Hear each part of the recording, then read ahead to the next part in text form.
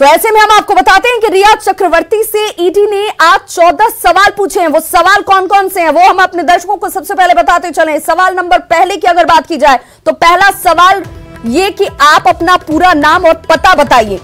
ये वो सवाल हैं जो रिया चक्रवर्ती से पूछे जा रहे हैं। आप क्या काम करती हैं, आय का आपके पास स्रोत क्या कुछ है, आपके परिवार के सदस्यों की कमाई का जरिया क्या है, सोर्स ऑफ इनकम क्या है आपका और आपके परिवार का, आप सुशांत सिंह राजपूत को जानती हैं तो कैसे, सुशांत के साथ आपकी कोई वित्तीय साझेदारी थी,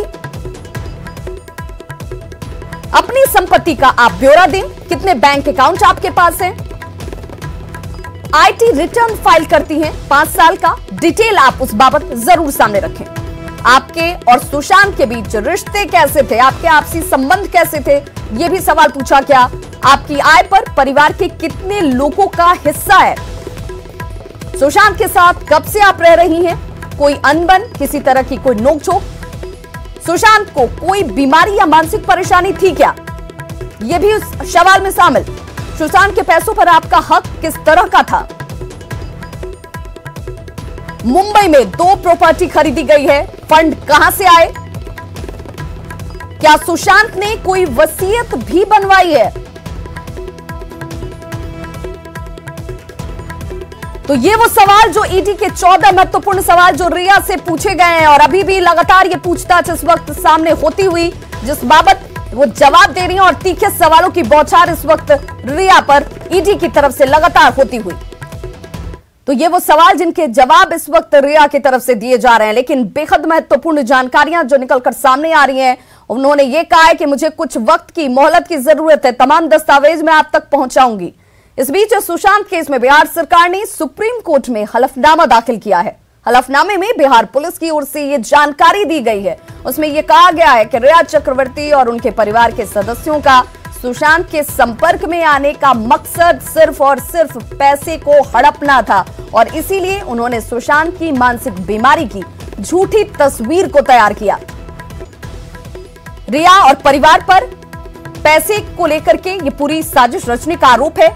सुशांत के पैसे हड़पने एकमात्र इनका मकसद, मानसिक बीमारी की झूठी तस्वीर तैयार करने का भी आरोप रिया चक्रवर्ती और उनके परिवार पर।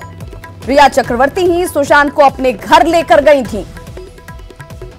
दवा की मात्रा को ओवरडोज देना शुरू कर दिया गया। मुंबई पुलिस के असहयोग के बाद भी कई सुराग हाथ लगे हैं बिहार पुलिस के।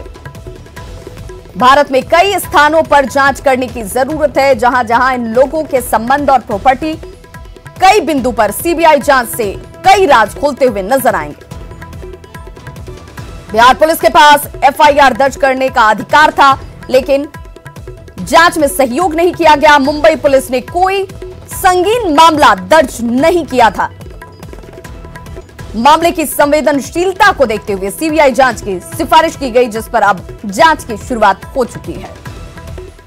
रुक करेंगे दूसरी खबर का, जहां पर दरभंगा शहर का एक बड़ा हिस्सा जल जमाव से परेशान है। शहर के सैद नगर का जिक्र कर लीजिए, भड़ंगा का जिक्र कर लीजिए, कृष्णा नगर, शिवाजीपुर, रतनोपट्टी, वाजिदपुर और बस्तावड़ा में कई दिनों से 3 से 4 फीट तक पानी भरा हुआ है।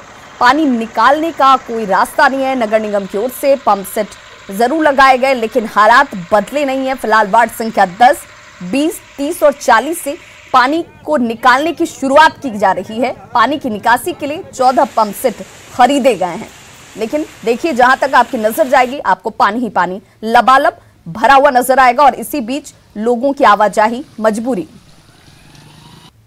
हम लोगों के मांग को माना गया और अभी 2 पंपिंग सेट खरीदा गया है और आगे भी खरीदारी जारी है।